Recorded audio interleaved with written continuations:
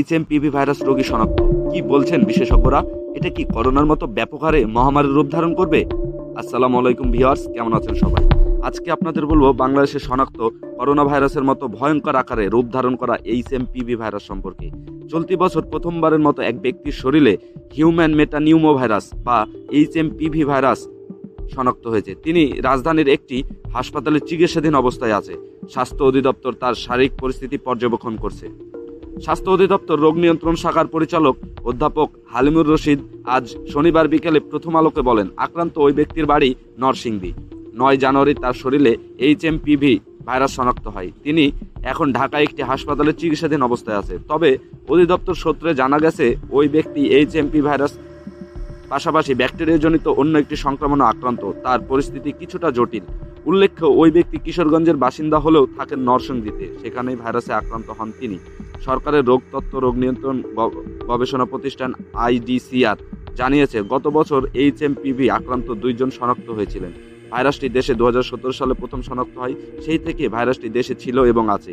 এদিকে চীনে শনাক্ত হওয়া HMPV ভাইরাস সম্পর্কে চীনের centre for disease control and prevention বা CDCর বিশেষজ্ঞরা বলেছেন, HMPV ভাইরাস কোভিড-19 মতো একটি RNA ভাইরাস, অর্থাৎ এর জিনের গঠন একই। এ ভাইরাসও শ্বাসযন্ত্রে আক্রমণ করে, তবে এরা একই পরিবারের ভাইরাস নয়। অর্থাৎ কোভিডের টিকা নেওয়া থাকলে বা আগে কখনো কোভিড হলেও আপনার HMPVর সংক্রমণ হতে পারে। কোভিডের ইমিউনিটি আপনাকে HMPV থেকে সুরক্ষা দেবে না। CCD আরও জানিয়েছে, ভাইরাসটি অন্তত 60 বছর আগেই ছড়িয়েছে। অনেকে আবার HMPV ভাইরাসকে শীতজনিত স্বাস্থ্যগত সমস্যা হিসেবেও অভিহিত করেছে। তবে বিশেষজ্ঞদের মতে এর লক্ষণ মূলত জ্বর বা ঠান্ডা অনুভব করা, কাশি, গলা ব্যথা, সর্দি বা নাক বন্ধ, পেশি বা শরীরে টান, মাথা ব্যথা, ক্লান্তি। সাধারণত এই রোগ বা সমস্যাগুলো 2 থেকে 5 দিনের মধ্যে নিজে থেকেই সেরে যায়।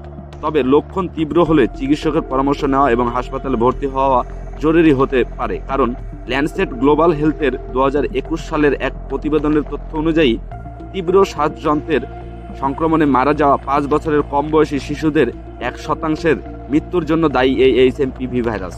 তবে ডায়াবেটিস, উচ্চ রক্তচাপ, COPD, অ্যাজমা, কিডনি জটিলতা বা ক্যান্সারের মতো কঠিন রোগ আক্রান্তদের মাঝে সংক্রমণের লক্ষণগুলো গুরুতর আকার দেখা দিতে পারে, এমনকি তাদের মৃত্যু পর্যন্ত হতে পারে। তাই জটিল রোগের আক্রান্তদের এমন লক্ষণ দেখা দিলে অবহেলা করা যাবে না। করোনা মোকাবেলায় যেসব সতর্কতা নেওয়া হয়েছিল, একই ধরনের পদক্ষেপ এই ভাইরাস প্রতিরোধ করা সম্ভব। যেমন বাইরে গেলে মাস্ক পরা, 20 সেকেন্ড ধরে সাবান পানি দিয়ে ঘন ঘন হাত ধোয়া, হাত দিয়ে নাক মুখ স্পর্শ না করা, আক্রান্তদের থেকে নিরাপদ দূরত্ব বজায় রাখা, সর্দি কাশি জ্বর হলে অবহেলা না করে চিকিৎসকের পরামর্শ নেওয়া।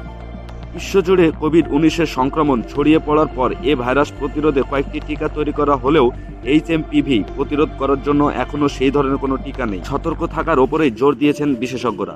আসসালামু আলাইকুম ভিউয়ার্স, ভালো থাকবেন এবং ভালো লাগলে অবশ্যই চ্যানেলটি সাবস্ক্রাইব করে পাশে থাকবেন। ধন্যবাদ।